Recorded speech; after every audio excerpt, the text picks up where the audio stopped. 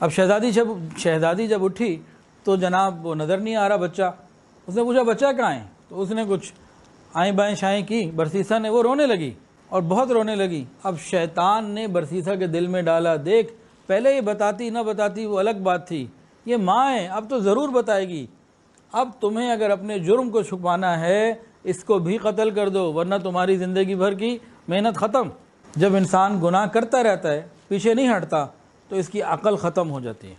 اس نے دوسرا قتل بھی کر دیا، اس شہزادی کو بھی قتل کیا اور قبر میں دفنا دیا اور اپنی عبادت خانے میں جا کے اپنی عبادت میں مشغول ہو گیا. ادھر جناب لڑائی وغیرہ مکمل ہوئی، بادشاہ بھی آیا، شہزادے بھی آ گئے. اب بادشاہ نے شہزادوں کو بھیجا جاؤ بھائی اپنی بہن کو لے کر آؤ. یہ جب ادھر آئے تو برسیسے سے پوچھا، اس نے کہا جی بیمار تو آپ چھوڑ کے گئے تھے، طبیعت اتنی بگڑ گئی، دم سے بھی کچھ نہ ہوا، اس کا تو انتقال ہو گیا، یہ قبر ہے. بڑی نیک تھی، بڑا عبادت گزار تھی. تو شہزادوں نے جب دیکھا قبر دیکھی تو بس دعا وغیرہ کر کے واپس چلے گئے. یہاں تک ہونے کے بعد اب واقعات ایک نیا رخ لیتے ہیں.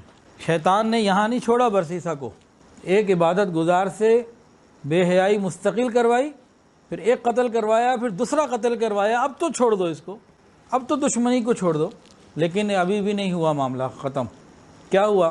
یہ شیطان جو ہے تینوں شہزادوں کے خواب میں آیا اور ایک ہی سوال پوچھا، تمہاری بہن کا کیا ہوا؟ کہا ہم تو برسیسا کے بعد چھوڑ گئے تھے، انتقال ہو گیا. کہا نا، پوری تفصیل بتائی کہ بیٹا بھی ہوا اور دونوں کو قتل کیا اس نے، ایک ہی رات میں تینوں کے خواب میں آیا. اب یہ تینوں جب صبح اٹھے تو حدیث میں آتے ہیں آپس میں ایک دوسرے سے بات چیت کی. اس نے کہا میں نے ایک رات کو بڑا عجیب خواب دیکھا. بھئی کیا دیکھا؟ دوسرے نے کہا میں نے بھی یہ دیکھا، تیسرے نے کہا میں نے بھی یہ دیکھا. تو ایک نے کہا چلو چھوڑو خواب کی بات ہے، اس میں کیا ہے. تو ایک کہنے لگا نا جا کے چیک تو کریں، پتہ تو چلے کہ تینوں کو ایک ہی رات میں آئے، کوئی تو وجہ ہوگی، اس کو ذرا چیک کیا جائے. تو خیر تینوں شہزادوں میں مشورہ ہوا اور یہ اپنے سپاہیوں کو لے کے جب وہاں پہنچے اور قبریں جب کھدوائی گئیں تو شہزادی کا بھی جسم نظر آ گیا اور چھوٹے بچے کا بھی جو ہے نا وہ نظر آ گیا، پتہ لگ گیا. گرفتار کر لیا برسیسا کو. گرفتار کرنے کے بعد قاضی کے بعد عدالت میں پیش کیا گیا. اور چونکہ دونوں قبریں مل گئی تھیں اور دونوں نیچے سے چیزیں مل گئی تھیں، برسیسا کے پاس کوئی انکار کی گنجائش نہ تھی.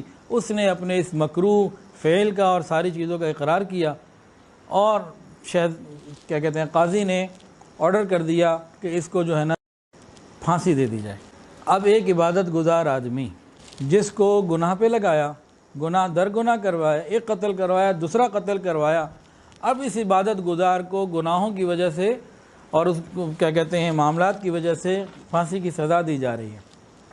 اب تو چھوڑ دو اس کو. شیطان نے ابھی بھی نہیں چھوڑا. بس سیسا کے گلے میں پھندا ڈال دیا گیا. عین اس وقت چند لمحے چند منٹ باقی تھے، شیطان آ گیا اسی عبادت گزار کے روپ میں برسیسا کے سامنے. آگے پوچھا مجھے پہچانتے ہو؟ نے کہاں پہچانتا ہوں، تم وہی ہو جس نے مجھے دم بھی دیا تھا اور ہمارے ہاں عبادت بھی کی تھی. اس نے کہا تم بس اتنا پہچانتے ہو، میرا پورا تعارف یہ نہیں ہے. تمہارے ہاں عبادت بھی میں نے کی، دم بھی تمہیں میں نے سکھایا، شہزادی کو بیمار بھی میں نے کیا، پھر جب تم دم کرتے تھے تو اپنا میں اثر ہٹا بھی لیتا تھا، پھر تمہارے ہی دل میں نے گناہ کا خیال ڈالا، تم سے گناہ بھی کروایا، پھر تم سے پہلا قتل بھی کروایا، پھر تم سے دوسرا قتل بھی کروایا. یہ سارا کام میں نے تم سے کروایا ہے. اب اگر تم چاہتے ہو بچنا تو میں تمہیں بچا بھی سکتا ہوں.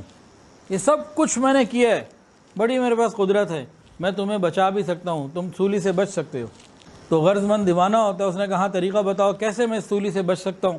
تو شیطان نے کہا تم اس بات کا انکار کر دو کہ خدا نہیں ہے، تم خدا کا انکار کر دو، میں تمہیں بچا لوں گا. تو برسیسا نے دل میں سوچا یہ تو سیدھا سیدھا کفر ہے، لیکن ایک خیال کیا آیا، چلو بعد میں توبہ کر لیں گے.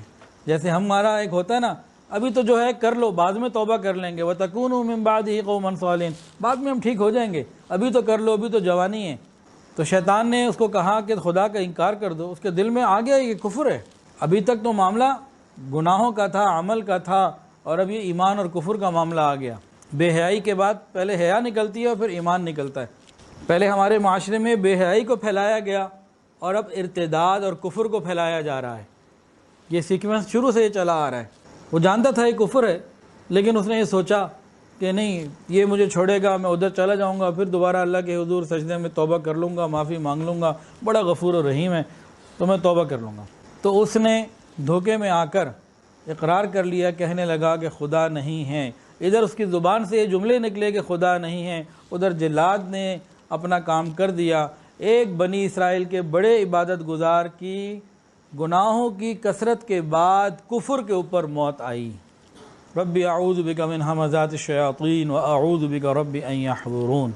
اللہ ہی بچائے تو شیطان کے حملوں سے انسان بچ سکتا ہے، ورنہ انسان تو بڑا کمزور ہے۔ تو غیر محرم کے ساتھ تنہائی ہر اعتبار سے نقصان کا ذریعہ ہے۔